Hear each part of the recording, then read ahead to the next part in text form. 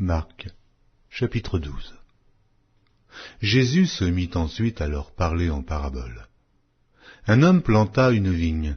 Il l'entoura d'une haie, creusa un pressoir et bâtit une tour. Puis il la ferma à des vignerons et quitta le pays. Au temps de la récolte, il envoya un serviteur vers les vignerons pour recevoir d'eux une part du produit de la vigne. S'étant saisis de lui, ils le battirent et le renvoyèrent à vide. Il envoya de nouveau vers eux un autre serviteur. Ils le frappèrent à la tête et l'outragèrent. Il en envoya un troisième qu'ils tuèrent, puis plusieurs autres qu'ils battirent ou tuèrent. Il avait encore un fils bien-aimé. Il l'envoya vers eux, le dernier, en disant « Ils auront du respect pour mon fils. » Mais ces vignerons dirent entre eux « Voici l'héritier, venez, tuons-le, et l'héritage sera à nous. » Et ils se saisirent de lui, le tuèrent et le jetèrent hors de la vigne. Maintenant, que fera le maître de la vigne? Il viendra, fera périr les vignerons et il donnera la vigne à d'autres. N'avez-vous pas lu cette parole de l'Écriture? La pierre qu'ont rejetée ceux qui bâtissaient est devenue la principale de l'angle. C'est par la volonté du Seigneur qu'elle l'est devenue. Et c'est un prodige à nos yeux?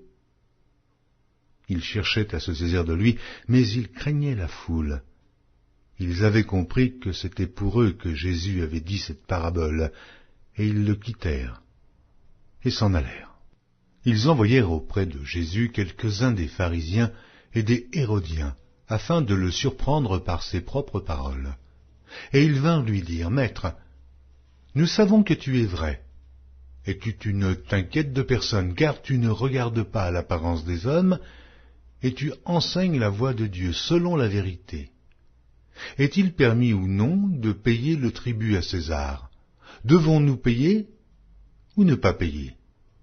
Jésus, connaissant leur hypocrisie, leur répondit, « Pourquoi me tentez-vous? Apportez-moi un denier afin que je le voie. » Ils en apportèrent un, et Jésus leur demanda de qui sont cette effigie et cette inscription. « De César, lui répondirent-ils. Alors il leur dit, « Rendez à César ce qui est à César, et à Dieu ce qui est à Dieu. » Et ils furent à son égard dans l'étonnement. Les Sadducéens, qui disent qu'il n'y a point de résurrection, vinrent auprès de Jésus et lui firent cette question, « Maître, voici ce que Moïse nous a prescrit. Si le frère de quelqu'un meurt et laisse une femme sans avoir d'enfant, son frère épousera sa veuve et suscitera une postérité à son frère. Or, il y avait 7 frères. Le premier se maria et mourut sans laisser de postérité. Le second prit la veuve pour femme et mourut sans laisser de postérité. Et il en fut de même du troisième, et aucun des 7 ne laissa de postérité. Après eux tous, la femme mourut aussi. À la résurrection, duquel d'entre eux sera-t-elle la femme, car les 7 l'ont eue pour femme?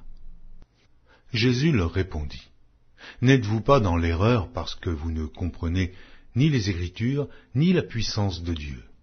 Car, à la résurrection des morts, les hommes ne prendront point de femmes, ni les femmes de mari, mais ils seront comme les anges dans les cieux. Pour ce qui est de la résurrection des morts, n'avez-vous pas lu dans le livre de Moïse ce que Dieu lui dit à propos du buisson? Je suis le Dieu d'Abraham, le Dieu d'Isaac et le Dieu de Jacob. Dieu n'est pas Dieu des morts, mais des vivants. Vous êtes grandement dans l'erreur. » Un des scribes, qui les avait entendus discuter, sachant que Jésus avait bien répondu aux Sadducéens, s'approcha et lui demanda, « Quel est le premier de tous les commandements ?» Jésus répondit, « Voici le premier. Écoute, Israël, le Seigneur, notre Dieu est l'unique Seigneur, et tu aimeras le Seigneur ton Dieu de tout ton cœur, de toute ton âme, de toute ta pensée et de toute ta force. Voici le second. Tu aimeras ton prochain comme toi-même. Il n'y a pas d'autre commandement plus grand que cela. Le scribe lui dit, « Bien, maître, tu as dit avec vérité que Dieu est unique, et qu'il n'y en a point d'autre que lui, et que l'aimer de tout son cœur, de toute sa pensée, de toute son âme et de toute sa force, et aimer son prochain comme soi-même, c'est plus que tous les holocaustes et tous les sacrifices. » Jésus, voyant qu'il avait répondu avec intelligence, lui dit, « Tu n'es pas loin du royaume de Dieu. » Et personne n'osa pu lui proposer de question. Jésus, continuant à enseigner dans le temple, dit, « Comment les scribes disent-ils que le Christ est fils de David ? David lui-même, animé par l'Esprit Saint, a dit, « Le Seigneur a dit à mon Seigneur, assieds-toi à ma droite, jusqu'à ce que je fasse de tes ennemis ton marchepied. » David lui-même l'appelle Seigneur. Comment donc est-il son fils ?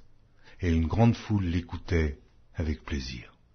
Il leur disait dans son enseignement, « Gardez-vous des scribes, qui aiment à se promener en robe longue et à être salués dans les places publiques, qui recherchent les premiers sièges dans les synagogues et les premières places dans les festins, qui dévorent les maisons des veuves et qui font pour l'apparence de longues prières.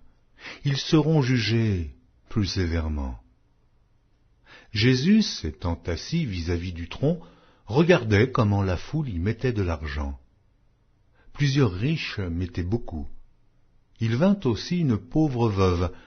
Elle y mit 2 petites pièces, faisant un quart de sou. Alors Jésus, ayant appelé ses disciples, leur dit, « Je vous le dis en vérité, cette pauvre veuve a donné plus qu'aucun de ceux qui ont mis dans le tronc, car tous ont mis de leur superflu.